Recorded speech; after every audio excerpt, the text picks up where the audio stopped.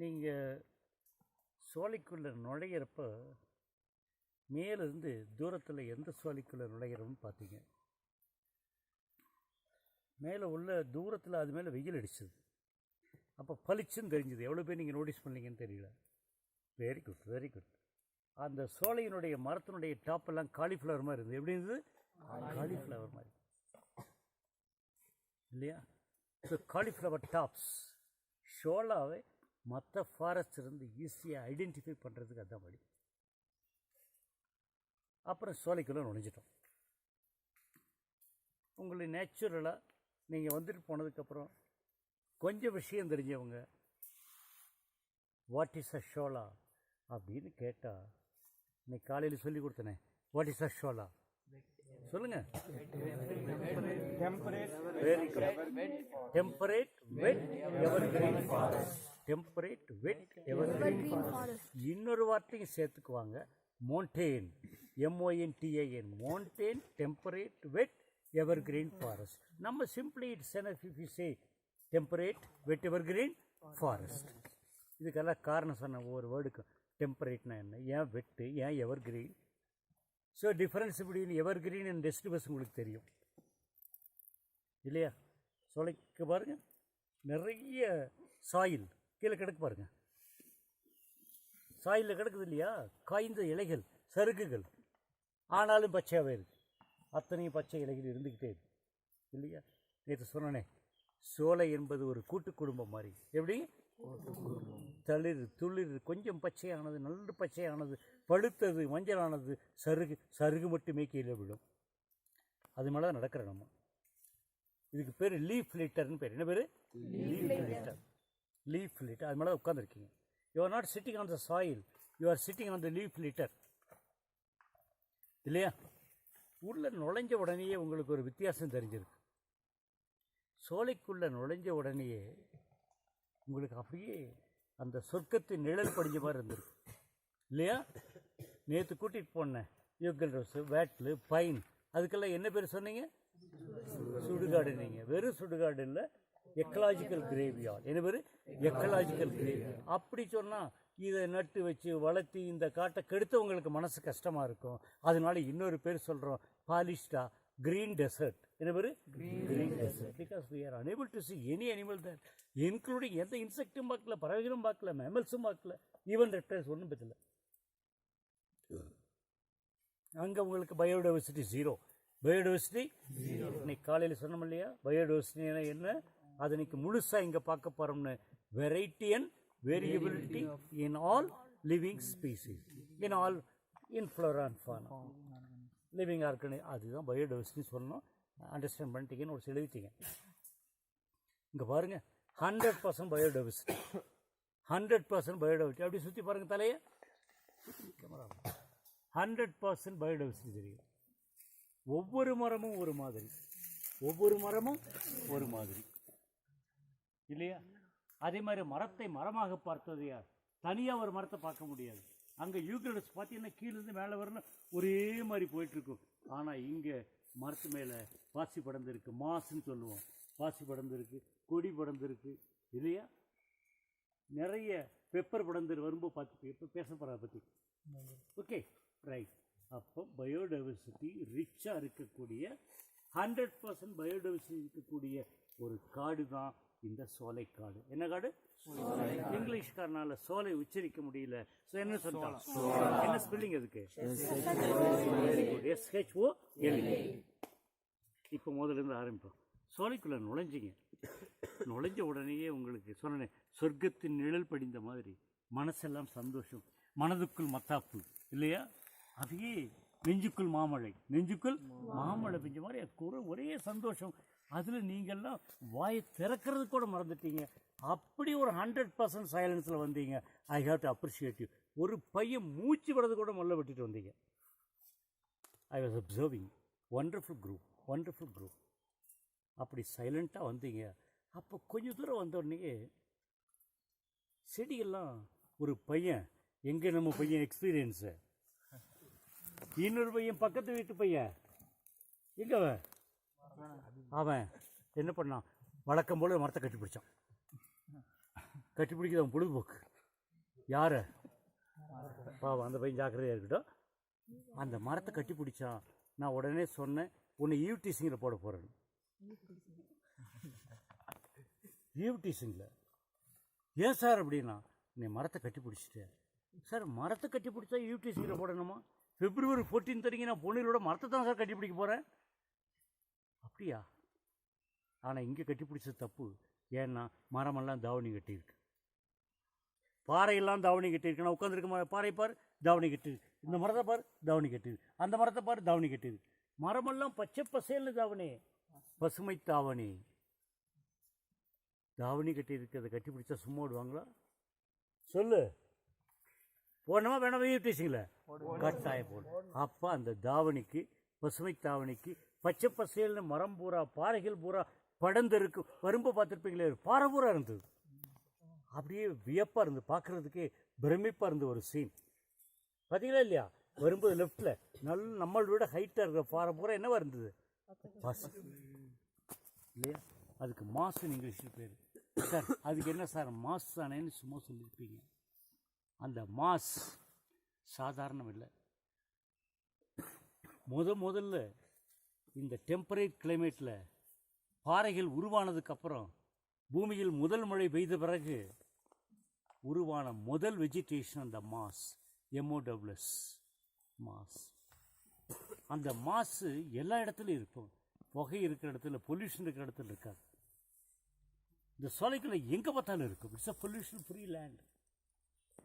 அந்த மாசுக்கு என்ன சார் அப்படி இம்பார்ட்டன்ஸ்னா, முதல்ல moss, it is also a plant. துளியுண்டு ஸ்டெம் இருக்கும், அதுக்குள்ள ஸ்டைலம் இருக்கும், தண்ணி இருக்கும். ஸோ தண்ணியை சேமித்து வச்சுருக்கும். முதல்ல டெம்பரேட் கிளைமேட்டில் பாறைகளில் உருவான பிளான்ட் எது? மாஸ். அந்த மாஸ் பக்கத்துலேயே பார்த்தீங்கன்னா வெள்ளை கலரில் பெயிண்ட்டு தூவிட்டு காஞ்சி போனால் எப்படி இருக்கும் அந்த மாதிரி இருந்திருக்கும், பார்த்துருப்பீங்க. அதுக்கு லிச்சன்ஸ்ன்னு பேர். என்ன பேர்? மாஸ் தோண்டின உடனே லிச்சன்ஸ்ன்னு தோணிடுச்சு. சார் இந்த மாஸ் லிச்சன்ஸ் தெரியும் இல்லையா? தமிழில் கல்பாசிம்பாங்க. இந்த பேர் கல்பாசி. பிரியாணிக்கெல்லாம் போடுவாங்க.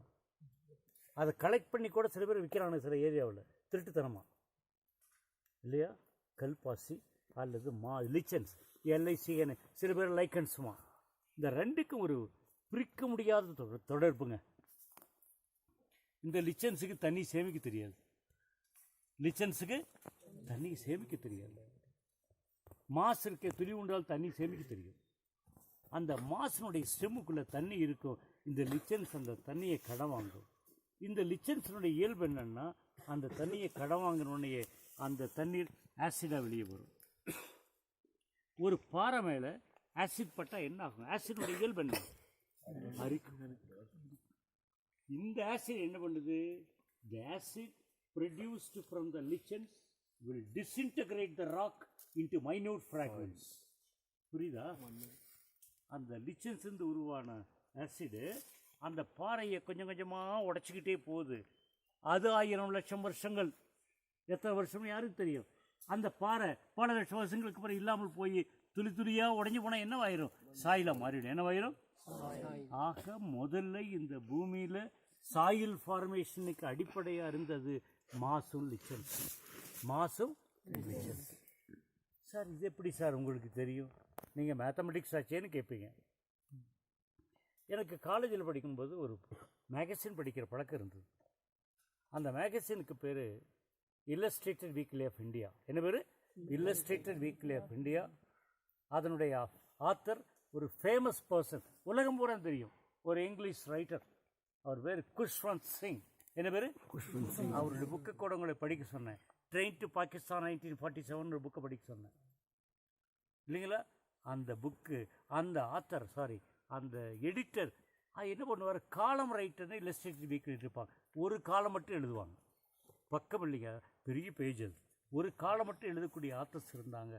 அதில் நான் இதை படித்த ஒரு காலத்தில், அது ஆத்தர் யாருன்னு தெரியலைங்க, பட் பேகஸ் ஞாபகம் இருக்கு. கீழே யார் எழுதுனான்னு போட்டிருக்கேன் கேட்டால் ரிக்வேதான்னு போட்டிருந்தது. என்ன வருது?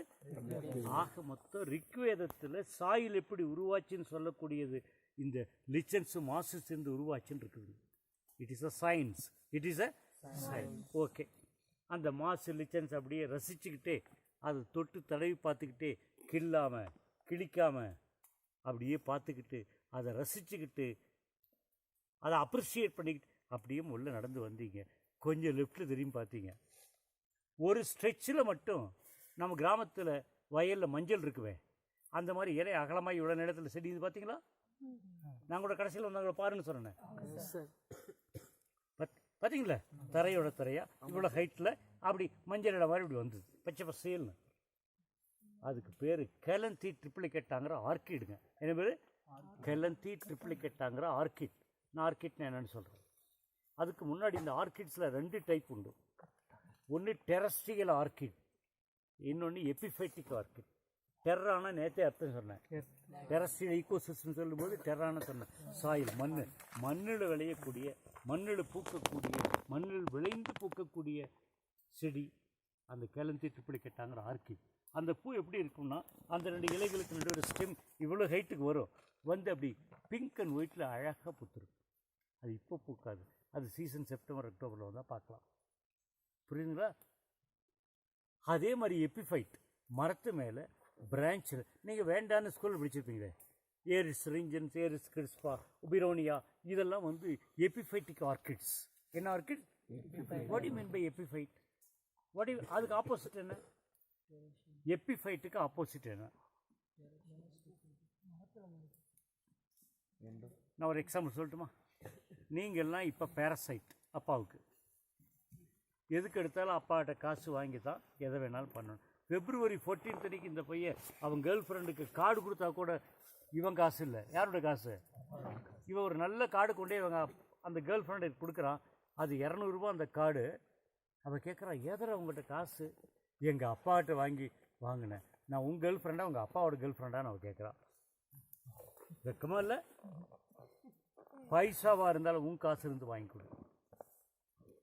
அப்போ நீ பேரசைட். எதுக்கு எடுத்தாலும் அப்பா அப்பா அப்பா இல்லை அம்மா, அதுதான் பேரசைட் இல்லையா? எபிஃபைட்னா என்ன? நீ வேலைக்கு வந்துட்டு சம்பாரிச்சுட்டு குடியிருக்கிறதுக்கு மட்டும் அந்த வீட்டில் இருக்க, குடியிருக்கிறதுக்கு மட்டும் அந்த வீட்டில் இருக்க, சாப்பாட்டு காசு கொடுத்துட்றேன், தங்குறது மட்டும் தங்குற சப்போர்ட்டுக்காக மட்டும் அந்த வீட்டில், மற்ற எதுக்கு அப்பாட்ட காசு கேட்கலைன்னா நீ எபிஃபைட். நீ என்ன? அதே மாதிரி மரங்களில் பிரான்ச்சில் சில பிளான்ட்ஸ் இருக்கும்.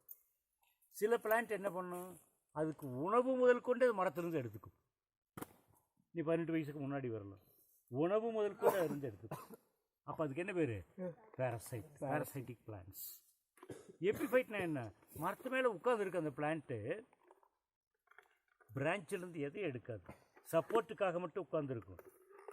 சூரிய வெளிச்சத்திலிருந்து கொஞ்சம் சூரிய வெளிச்சம், கொஞ்சம் கரியமலை வாயு, அட்மாஸ்பியர்லேருந்து கொஞ்சம் தண்ணீர், கொஞ்சம் தண்ணீர், கொஞ்சம் கரியமலை வாயு, கொஞ்சம் சூரிய வெளிச்சம், ஃபோட்டோசிந்தசிஸ், சாப்பாடு தயார் பண்ணிச்சு தானே.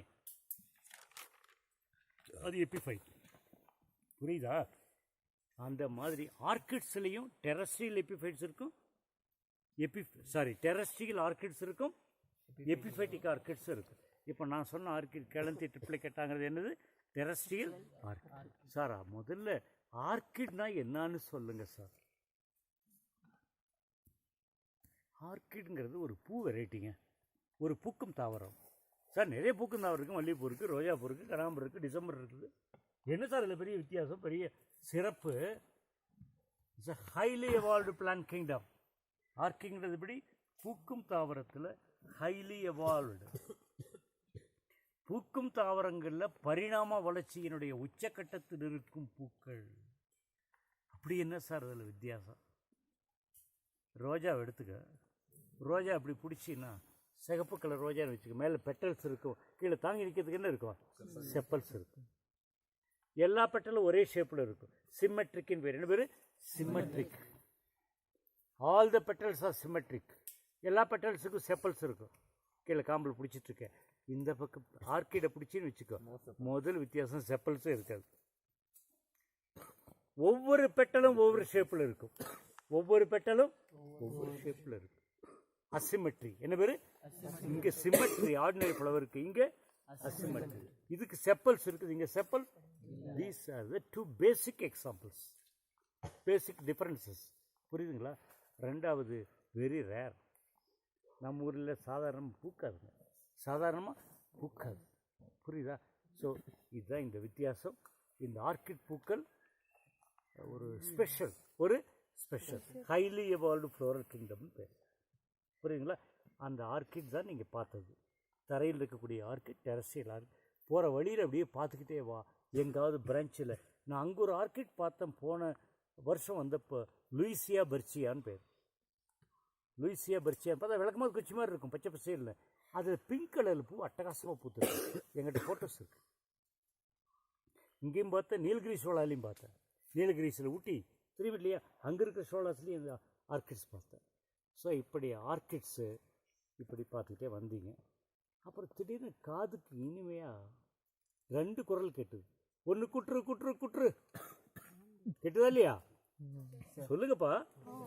அதுக்கு பேர் கிரீன் பார்பெட்னு பேர். ஒரு பேர்டு, கிரீன் பார்பெட். அதை அவள் ஈஸியாக பார்க்க முடியாது. ஏன்னா ஷோலானுடைய கெனப்பி இப்படி இருக்குது. அதுக்கப்புறம் வரேன், கெனப்பி அப்புறம் சொல்கிறேன். இன்னொரு பேர்டோட கால் கேட்டுது, ஹில் மைனா. என்ன பேர்? ஹில் மைனா. இப்படி பல பறவைகள் கண்ணுக்கு தெரியாமல் சோலையினுடைய இலைகளுக்குள்ளே இருக்கும், பிரான்ச்சில் இருக்கும். புரியுதுங்களா? அப்புறம் இன்னொரு சவுண்டு கேட்டுது. அது நீங்கள் அப்சர்வ் பண்ணிங்களான்னு தெரியல. அது மேலேருந்து பார்த்துருந்தா அனிமல் தெரிஞ்சிருக்கும். நல்ல கருப்பு கலரில் அழகா கண்ணங்கரையில்னு வால் தொங்கிக்கிட்டு. அதுக்கு என்ன பேர்? கருங்குரங்கு. பட் நம்ம அப்படி சொல்ல மாட்டோம். நீல்கிரி லங்கூர். என்ன பேர்? நீல்கிரி லங்கூர். LANGUR. நீல்கிரி லங்கூர். இந்த சோலையில் நான் எப்பவுமே மேலே நின்று பார்த்தாலே தெரியும், சில பிரான்ச் ஆடிக்கிட்டு இருக்கும். என்னடா பிரான்ச் ஆகுதுன்னு பைனாக்குலர் எடுத்து பார்த்தோம்னா அங்கே நீல்கிரி லங்கூர் ஒரு ட்ரூப்பாக உட்காந்துருக்கும். ட்ரூப்புன்னு என்ன? கூட்டமாக. பியூட்டிஃபுல் சீனருங்க. கருப்பு கலரில் பார்த்தாலே அழகுங்க. அதனால என் தம்பி பொண்ணு எனக்கு கருப்பில் வேணும்னு அவங்க அப்பாட்ட சொல்லியிருக்கேன். ஸோ நீல்கிரி லங்கூர் இந்த சோலையில் பார்க்கலாம். இதே மாதிரி ஆனைமலை காட்டில் ஆனைகுந்தி சோலை ஒரு சோலை இருக்குதுங்க. நிறைய குட்டி குட்டி இந்த மாதிரி சோலை இல்லைங்க, அது கொஞ்சம் லோயர் எலிவேஷன் இருக்கிற சோலை. பட் வி கால் இட் சோலை. அதில் ஒரு லங்கூர் இல்லைங்க, ஒரு மங்கி இருக்குது, பேர் சொல்கிறப்போ. அதே மாதிரி சைலண்ட் வேலி, அது ஆக்சுவலாக ஒரு செமி எவர்கிரீன் ஃபாரஸ்ட். இந்த மாதிரி இருக்காது. பட் இந்த இது கொஞ்சம் மரங்கள் ஹைட்டாக இருக்கும். அது மாய்ஸ்ட் டிஸ்ட்வர்ஸ் அல்லது செமி எவர்கிரீன் எப்படி வேணாலும் சொல்லலாம். பட் ஷோலான்னு சொல்லக்கூடாது. அதுலேயும் ஒரு மங்கி இருக்குது. ஆனால் வால் மட்டும் பார்த்தீங்கன்னா சிங்கம் மாதிரி இருக்கு. தமிழில் சிங்கவால் குரங்குன்னு பேர். என்ன பேர்? சிங்கவால் குரங்கு. அதுக்கு பேர் LTM. நம்ம அதை எல்லாத்தையும் அப்ரிவேஷனில் சொல்லி பழகிட்டவன் இல்லையா? நம்ம ஃபேமஸ் மாண்புமிகு மினிஸ்டர், அவர் பேர் என்னங்க? எடப்பாடி பழனிசாமி. அவர் EPSன்னு சொல்கிறோம், OPSன்னு சொல்கிறோம், மரியாதையா இல்லைங்களா? இப்படி சொல்லும்போது இதுக்கு பேர் அப்ரிவியேஷன் பேர். அதுக்கு முன்னாடி இருந்தாரே ஒரு நடிகராக இருந்த மந்திரியானவர், அவர் MG ராமச்சந்திரனான MGRன்னு சொல்கிறோம் இல்லைங்களா? இதுக்கெல்லாம் அப்ரிவியேஷன் பேர். என்ன பேர்? அப்ரிவியேஷன். அந்த மாதிரி LTMங்கிறது ஒரு அப்ரிவியேஷனுங்க. அப்போ அந்த அப்ரிவியேஷனை எக்ஸ்பேண்ட் பண்ணி சொல்லு. Very good. Lion tailed macaque, LTM. Sir அந்த குரங்க லங்கூர், நீங்கள் இந்த குரங்க மெக்காக்குங்கிறீங்க. என்ன சார் வித்தியாசம்? ஒரே ஒரு வித்தியாசம் சொல்லுவேன், ஒன்று தான் சொல்லுவேன். ஏன்னா எங்கள் கிளாஸ் அவ்வளோதான் பேச முடியும். What is the difference between macaque and langur சொல்கிறேன். நம்ம பூமி தோன்றி இதெல்லாம் தெரியும் உங்களுக்கு. ஃபஸ்ட்டு லேண்ட் மாஸுக்கு பேர் பேஞ்சியான்னு பேர். என்னது? பேஞ்சி. அது அப்படியே உடஞ்சி அப்புறம் கோண்டுவானா லேண்டுப்பீங்க. அதுக்கப்புறம் டெக்டானிக் பிளேஸ் மூமெண்ட்டில் எல்லாம் உடஞ்சி வந்து பல கான்டினென்ட்ஸ் உருவாச்சு. அந்த டைமில் நிறைய வெஜிடேஷன் தோணுச்சு, நிறைய அனிமல்ஸ் தோணுச்சு. அதில் ஓல்டு வேர்ல்டு. என்னது? அந்த நேரத்தில் உருவான மங்கி தான் ப்ரைமேட்ஸ்ன்னு பேர். அதில் இந்த மெக்காக்ஸ். என்னது? ஸோ மெக்காக் இஸ் அ வேர்ல்டு மங்கி. இந்த லங்கூருங்கிறது நம்மள உருவாரம் இல்லைங்க, லேட்டாக உருவானம் இல்லைங்க, நம்ம தாத்தா மங்கி தானே. அந்த மாதிரி இது நியூ வேர்ல்டு மங்கி. லங்கூர் எப்படிங்க? நியூ வேர்ல்டு மங்கி. சார் ரெண்டுக்கு ஒரே ஒரு வித்தியாசம் சொல்லுங்கன்னு நம்ம கேட்குறோம். இவன் லங்கூர், இவன் மெக்காக். சார் ரெண்டு பேர்த்துக்கு எப்படி சார் வித்தியாசப்படுத்துவீங்க? கலர். ரெண்டு பேர்த்துக்கு 2 சாக்லேட் கொடுக்குறேன், பெரிய சாக்லேட். ஸ்ரீலங்கா வந்து வாங்கிட்டு வந்த சாக்லேட், நல்ல சாக்லேட், டியூட்டி ஃப்ரீ ஷாப்பில் வாங்கினேன். இவனுக்கு ஒன்று கொடுத்து இவனுக்கு ஒன்று கொடுத்து. இவன் எல்கேஜி படிக்கிறான், இவனும் எல்கேஜி படிக்கிறான். உன்னை லங்கூர் தான் சொன்னேன், லங்கூர். இவன் என்ன பண்ணான், கிடைச்ச உடனே அடுத்த செகண்ட் சாப்பிட்டான், முடிஞ்சு போச்சு. இவன் என்ன பண்ணா, கடவாயில் 2 கடவாயில் அடைக்கிட்டான். 1 மணி நேரத்துக்கு அப்புறம் இவனை இரிட்டேட் பண்ணுறதுக்கு நாக்கில் எடுத்து பார்த்தியா காமிக்கிறான். எப்படி இவனால் மட்டும் முடிஞ்சதுன்னா, இவன் ஓல்டு வேர்ல்டு மங்கி, இவன் நியூ வேர்ல்டு மங்கி, இவன் லங்கூரு, இவன் மெக்காக்கு. என்ன வித்தியாசம்னா, இவனுக்கு சீக் பவுச் இல்லைங்க, இது எக்ஸ்பேண்ட் ஆகாது இவனுக்கு. ஆனால் இதுக்கு என்னது எக்ஸ்பேண்ட் ஆகுது, பவுச் இருக்குது, சீக் பவுச்சஸ் இருக்குது. என்ன இருக்குது? சீக் பவுச்சஸ் இருக்குது. So bonnet sorry macaques have cheek pouches, langur doesn't have cheek pouches. அது மேஜர் டிஃப்ரென்ஸ். புரியுதுங்களா? நிறைய இருக்குது மெக்காக்கில். பானட் மெக்காக் இருக்குது, ரீசஸ் மெக்காக் இருக்குது, நம்ம நீலகிரி லங்கூர் இருக்குது, காமன் லங்கூர் இருக்குது. புரியுதுங்களா? நம்ம இங்கே சொன்னது காமன் லங்கூர், பெருங்குரங்கு. மரத்தினுடைய ட்ரீ டாப்பில் இருக்குது. கண்ட நேரத்தில் தரைக்கெல்லாம் வராதுங்க. எப்போ தெரியுமா அது தரைக்கு வரும்? Bonnet Mecca sorry common லங்கு sorry எல்டியும் அதே மாதிரி தான். எப்போ சோலை இருந்து அது தரையை விட்டு கீழே வரும்னா, உணவில்லைன்னு வச்சுக்கோ, அடுத்த சோலைக்கு போகணும்ல, அப்போ கீழே வரும். ரைட்? அந்த நேரம் பார்த்து நம்ம கீழே தரையில் ஃபோட்டோ எடுக்கலாம். ஆனால்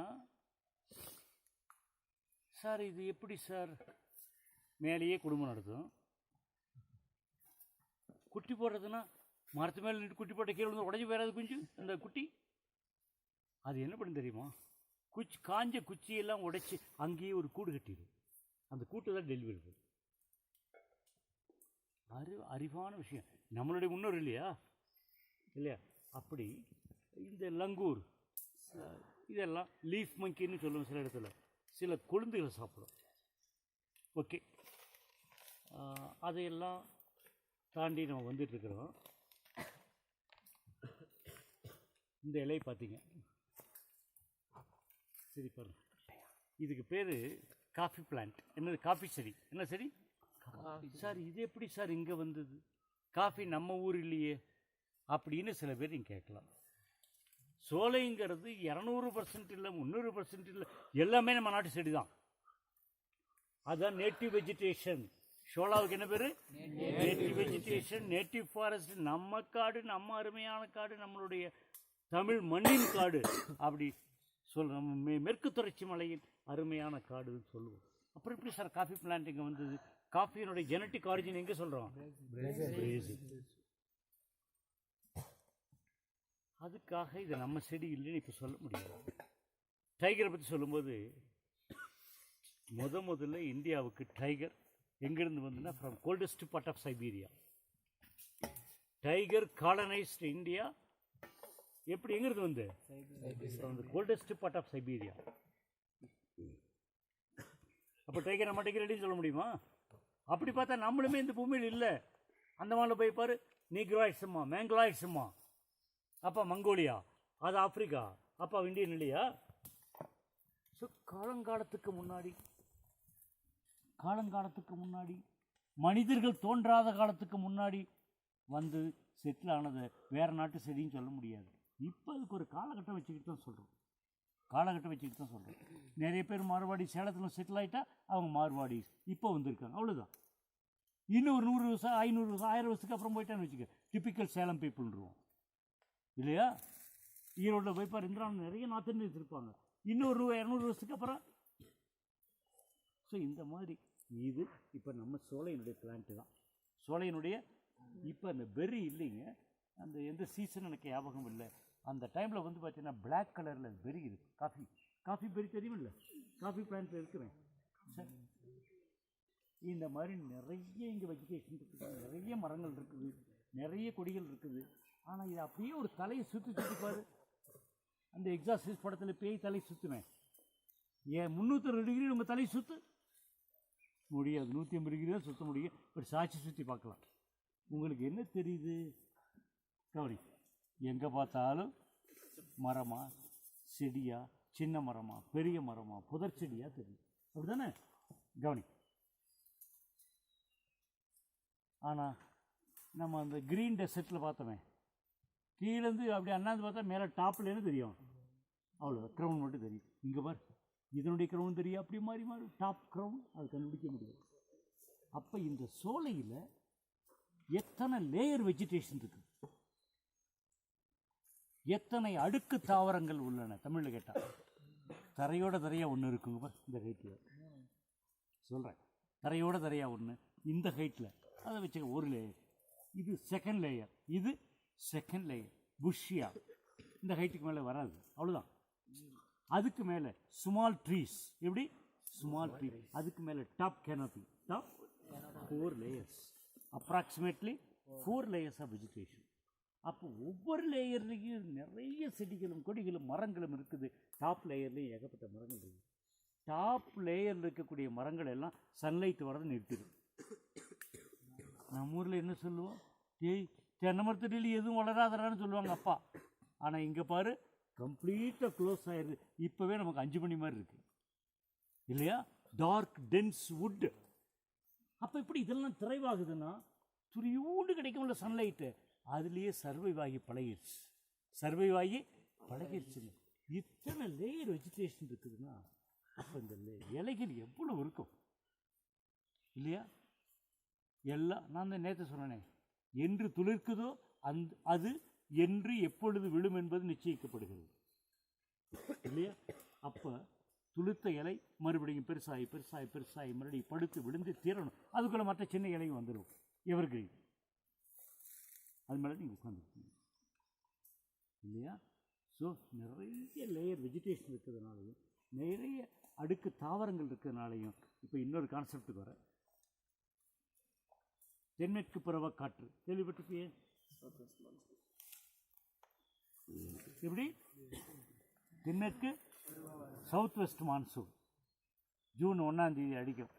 அரேபியன் சீக்கில் கன்னியாகுமரி சுற்றிட்டு வந்து இப்படி நுழைஞ்சு அடிக்கும்போது நார்த்துக்கு போகாமல் கிழக்கு நோக்கி அடிக்கும். கிழக்கு நோக்கி அடிக்கும்போது அந்த தம்பிங்க கவனி, ஈரம் சுமந்த காற்று, தென்மேற்கு பருவக்காற்று கடல் வழியாக வருது. நம்ம பூமி மேலே வரும்போது ஈரத்தையெல்லாம் உறிஞ்சி, அந்த ஹியூமிடிட்டி ஈரம் இருக்கு இல்லையா, அந்த ஈரப்பதத்தை உறிஞ்சி வச்சிருக்கும் அந்த காற்று. அப்படியே கிழக்கு நோக்கி அடிக்கும்போது நம்ம மலை இருக்கே, மேற்கு தொடர்ச்சி மலை 4000 அடிக்கு மேலே இருக்கிற பகுதியெல்லாம் ஜில்லுன்னு தான் இருக்குது. இப்போ அதானே ஃபீல் பண்ணுறீங்க. அப்போ அந்த ஈரம் சுமந்த காற்று இந்த ஜில் காற்றில் படும்போது என்னாகும், கண்டென்ஸ் ஆகிடும். ஏன்னாயிரும் கண்டென்ஸ் ஆனால் அந்த ஈரப்பதம் தண்ணீரை கொட்ட ஆரம்பிச்சிடும். It's called precipitation. என்ன பேர்? அப்படியே ஈரப்பதம் மழையாக கொட்ட ஆரம்பிக்கும். அதுதான் தென்மேற்கு பருவக்காற்று கொண்டு வந்து கொட்டும் மழை. தென்மேற்கு பருவக்காற்று கொண்டு வந்து கொட்டும் மழை. அந்த மழை கொட்டுதியா. இப்போ ஒரிஜினல் ஸ்ட்ரக்சருக்கு வா. சோலையினுடைய ஆல்டர்னேட் பக்கத்தில் என்ன வெஜிடேஷன் இருந்தது? கிராஸ்லேண்ட். வெரி குட், ஞாபகம் வச்சுருக்கீங்க. நேற்று கூட டாக்குமெண்ட்ரியில் காமிச்சேன், கிராஸ்லேண்ட் அண்ட் ஷோல். அப்போ டாப்பில் இருக்கிறதெல்லாம் கிராஸ்லேண்டு, புல்வெளி. அது மேலே அடிக்கிற மழைகள்லாம் சரிஞ்சுட்டு எங்கே வரும்? சோலைக்குள்ள வரும். சோலை தானே இந்த ரேவைன் ஃபோல்டில் இருக்குது, கிரவிஸில் இருக்குது. தண்ணி எல்லாம் இங்கே வரும், இந்த தரைக்கு வரும். மேல் அடிக்கிற தண்ணி, இந்த ரெயின் ட்ராப்ஸோடைய வெலாசிட்டி ஹெவியாக இருக்கும். ஃபஸ்ட்டு அட்டாக் எது மேலே? மேலே இருக்கிற ஃபஸ்ட் லேயர் மேலே. எது மேலே? அந்த ஃபஸ்ட் லேயருக்கு தப்பிச்ச மழை துளி அடுத்த லேயரில் விடும். அவ்வளோதான், எல்லாமே மேலே மாட்டிக்கும். 10 நிமிஷம் ஆகும் நமக்கு தலையில் மழை வந்து விழுறதுக்கு. ஏன்னா எல்லாம் மேலே மாட்டிக்கும். மழை வரப்போகுது, வரட்டும், நனைவோம். சோலையில் மழை, நமக்கு ஒரு குதூகலம், சந்தோஷம். மழை பெஞ்சாலே சோலை, இந்த சோலை இவ்வளோ வறண்டு நான் பார்க்கல. அப்படி கொட்டும்போது இலைகளில் பட்டு கிளைகளில் தேங்கிய மழை நீர் வேகமிழந்து சொட்டு சொட்டாக தரையில் விழும்போது வேகம் இருக்காது, மண் அரிக்காது, மண்ணை அரிக்காது. அப்போ சாயில் எரோஷன் இருக்காது. அர்த்தம் புரியுதா? சோலையில் சாயில் எரோஷன் இருக்கு. இப்போ மழை அப்படி ஜோன்னு கொட்டுதுங்க, சொல்லன்னு கொட்டுது. இந்த தரை எப்படி இருக்குதுங்க? இது வெட்டவர்கின் ஃபாரஸ்ட். ஹியூமஸ் இந்த லீஃப் லிட்டர் இருக்குது. இது எப்போவுமே ஈரமாக இருக்கும். கொஞ்சம் தோண்டி பார்த்தா ஈரம் தெரியும். ஈரத்தில் இலைகள் படப்பட சீக்கிரம் மக்கி போயிடும். என்ன ஆயிரும்? மக்கி போயிடும். இந்த இலைகள் மக்கி போச்சுன்னா அதுக்கு பேர் ஹியூமஸ்ன்னு பேர். என்ன பேர்? HUMUS. ஹியூமஸ்ன்னு பேர். அதுக்கு தமிழ் பேர் என்ன தெரியுமா? தம்பி, நான் உன்னை திட்டல, அதுக்கு பேர் மக்கு, இலை மக்குன்னு பேர். என்ன பேர்? ஸ்பாஞ்ச் மாதிரி ஆகிடும். நீங்கள் நடந்து வரும்போது பார்த்துருப்பீங்களே, தார் ரூட் நடந்துக்கிறதுக்கு நல்ல வித்தியாசம் தெரியுமே, ஸ்பாஞ்சுவாக நடக்கிற மாதிரி இருக்கும். இப்போ மழை கொட்டுதுங்க, இந்த ஸ்பாஞ்ச் மேலே விழுது. ஸ்பாஞ்ச் மேலே மழை தண்ணீர் விழுந்தால் என்ன ஆகும்? இதை அப்படியே கம்பேர் பண்ணிப்பார் சோலை தரையும் நேற்று நடந்த யூகல்டஸ் வேட்டல் தரைக்கும் பார்த்தேன். அது கெட்டியாக இருக்குது, இது சாஃப்ட் ஸ்பாஞ்ச் மாதிரி இருக்குது. இப்போ மழை தண்ணி விழுறத இப்படி நினச்சிப்பார். ஒரு சொட்டத்தலை, பர்ஃபெக்டான சொட்டத்தலை. இன்னொன்று சாய்பாபா மாதிரி நிறைய முடி இருக்கிற தலை. ரெண்டு தலையில் விழுந்ததுன்னா அந்த சொட்டத்தலையில் விழுந்த தண்ணி உடனே ஓடிடும், கர்ச்சீப்பு தொடச்சாலே போயிடும். ஆனால் இந்த முடித்தலை, நிறைய முடி இருக்கிற தலையில் கொட்டினா என்ன ஆகும்? அன்னையின் படத்தில் ஒவ்வொரு முடியிலையும் தண்ணி சொட்டிகிட்டு இருக்கும் பல மணி நேரத்துக்கு அப்புறம். இந்த தரை சொட்டத்தலை மாதிரி இல்லை, அந்த நிறைய முடி இருக்கிற தலை மாதிரி ஸ்பாஞ்ச். என்னது? இந்த ஸ்பாஞ்சை தண்ணி ஊற்றினா என்ன பண்ணோம்? இந்த ஸ்பாஞ்ச், இதுக்கு பேர் ஸ்பாஞ்ச் மெக்கானிசம். தென்மேற்கு பருவக்காற்று கொண்டு வந்து கொட்டுகின்ற மழையை அப்படியே உறிஞ்சி வச்சு, உறிஞ்சப்பட்ட தண்ணீர் உடனே ஓடாது, கொஞ்சம் கொஞ்சமாக ரிலீஸ். இப்படி தான் இருக்குது. மவுண்டன் கிரவிஸ் ஃபோல்டு கீழே தானே சோலை இருக்குது. சோலையில் தானே ஸ்பாஞ்ச் மெக்கானிசம் இருக்குது. மழை தண்ணீரெலாம் உறிஞ்சி வச்சுக்கிச்சு. உறிஞ்சப்பட்ட தண்ணீர் கொஞ்சம் கொஞ்சமாக நேச்சுரல் ஃப்ளோவில் துளி துளியாக கீழே வந்து சேர்ந்து, இந்த ரெண்டு மலையும் சேர்ற ஃபோல்டு இருக்குல்ல, ரெண்டு பிளேன் இன்டர்செக்ட் பண்ண லைனில் தானே, அந்த மாதிரி இங்கே ஒரு லைன் ஃபார்ம் ஆயிருமா? அதுதான் உன்னுடைய நீரோடை, உன்னுடைய ஸ்ட்ரீம். இங்கிருந்து வர தண்ணி சொட்டு சொட்டா, இங்கிருந்து வர சொட்டு சொட்டா ஒன்றா சேர்ந்து நீரோடையை ஓட ஆரம்பிக்கும். சோலைக்குள்ளே எல்லா இடத்துலையும் டீப் பள்ளத்தில் நீரோடை இருக்கும். இந்த நீரோடைகள் எல்லாம் ஒன்றாக சேர்ந்து தான் சமவெளியில் நதிகளை உருவாக்குகிறது. இந்த சோலை இல்லை என்றால் இந்த நீரோடைகள் இல்லை, இந்த நீரோடைகள் இல்லை என்றால் சமவெளியில் நதிகள் இல்லை. ஸோ இந்த சோலை என்ன சொல்கிறோம்? It is a biological reservoir for the rivers down below. அர்த்தம் புரியுதா?